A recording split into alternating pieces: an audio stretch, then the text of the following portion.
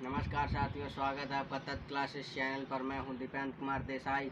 हमारे YouTube channel को देखने से पहले लाइक और सब्सक्राइब अवश्य कीजिए और बेल आइकन की घंटी को भी दबाइए। तो आज हम आप लोगों के लिए कुछ बहुत ही महत्वपूर्ण इम्पोर्टेंट क्वेश्चन लेकर आए हैं, जो हम आपको पढ़ाने वाले हैं। अभ्यास 5A के क्लास 7 के सवाल के बारे में हम आपको पढ़ाएंगे, जो हमारी अभ्यास 5 है। इसकी इकाई का नाम है त्रिभुज। जब हम आपको पढ़ाएंगे तो सबसे पहले हमारा आपसे निवेदन है तत् क्लासेस की ओर से कि सब पढ़ो और सब बढ़ो, सभी लोग पढ़िए और सभी लोग आगे बढ़िए। आजकल शिक्षा ही एक अनमोल रतन है, इसको पाने का कुछ करो जतन। तो आज मैं आपको त्रिभुज के बारे में बताने जा रहे हैं। जिन्होंने मेरा चैनल अभी तक सब्सक्राइब नहीं किया है तो वो सब्सक्राइब भी कर ले। तो सबसे पहले तो हम जब त्रिभुज के बारे में पढ़ेंगे, हम त्रिभुज अभ्यास 5A को हल करके भी आपको बताएंगे। सबसे पहले मैं आपको त्रिभुज के प्रकार बताएंगे और त्रिभुज की परिभाषा।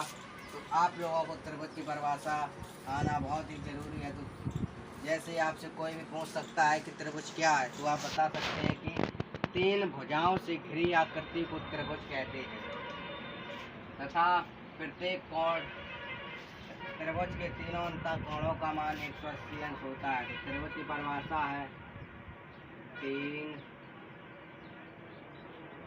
भुजाओं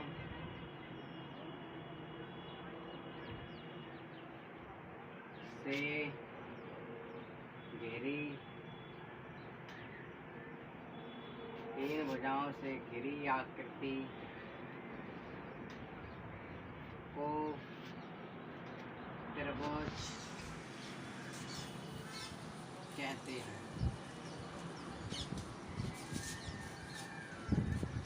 तीन भुजाओं की घिरी आकृति को त्रिभुज कहते हैं। त्रिभुज के तीनों अंतः कोणों का मान 180 अंश होता है। आप लोग पहले तो ये देखिए कि एक हम कोई भी सेंटीमीटर की रेखा खींच लेते हैं। मान लीजिए हमारी 5 सेंटीमीटर की रेखा हो गई, तो हम इसको भी 5 सेंटीमीटर की खींच लेंगे। यहाँ पर त्रिभुज हमारा इस प्रकार का होता है। 3 भुजाओं से घिरी आकृति को हम त्रिभुज कहते हैं। ये मेरा त्रिभुज हो गया। अब इसको कोई भी दे दीजिए अंक ABC। ये हमारा त्रिभुज है। अब आप लोग देखिए, इनमें 3 भुजाएं 1 2 3।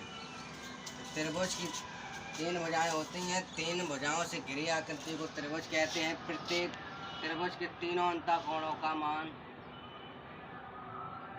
त्रिभुज के तीनों अंतः कोणों का मान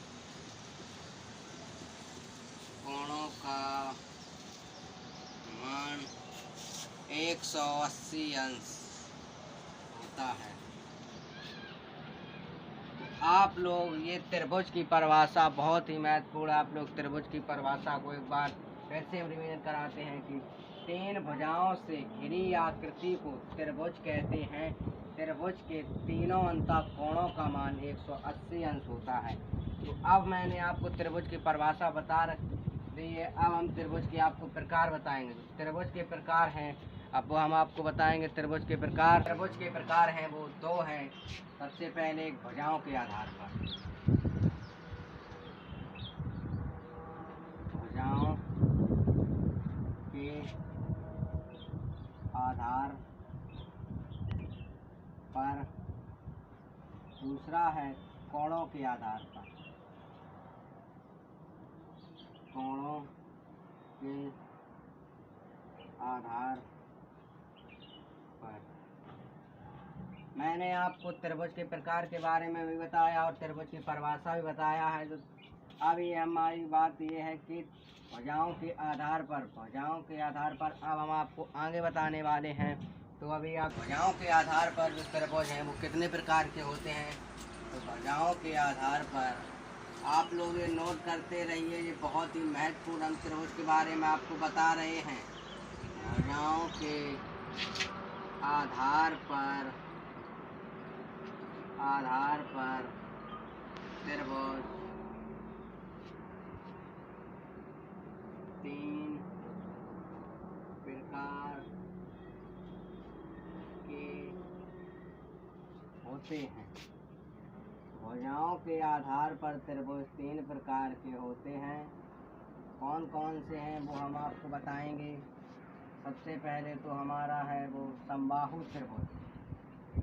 समबाहु त्रिभुज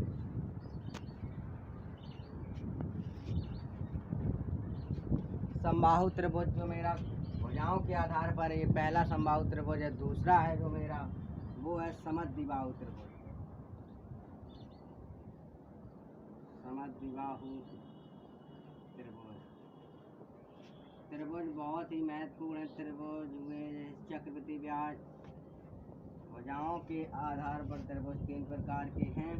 एक पहला है समबाहु त्रिभुज, दूसरा है समद्विबाहु त्रिभुज, तीसरा है जो हमारा वो है विषमबाहु त्रिभुज। विषमबाहु त्रिभुज। इस वीडियो में तो मैं आपको त्रिभुज की परिभाषा है भुजाओं के आधार पर ये कोणों के बारे में ही बता रहे हैं, तो आप लोग बहुत ही ध्यान से देखिए।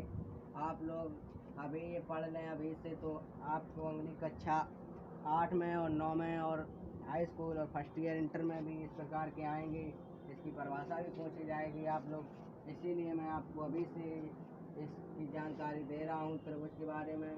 बताऊँगा कोणों के आधार पर। कोणों के आधार पर भी त्रिभुज हमारे हैं जो वो 3 प्रकार के होते हैं, तो आप लोग लिखते रहिए हमारे साथ। कोणों के आधार पर